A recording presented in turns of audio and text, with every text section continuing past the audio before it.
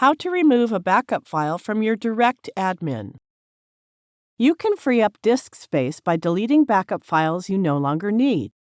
We assume you have already logged in to your DirectAdmin account. Now go to the System Info and Files section and click the File Manager icon.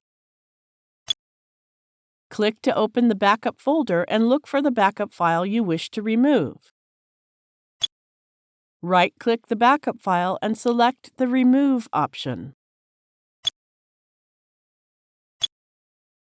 Uncheck the To Trash option to remove the backup file permanently and click Remove.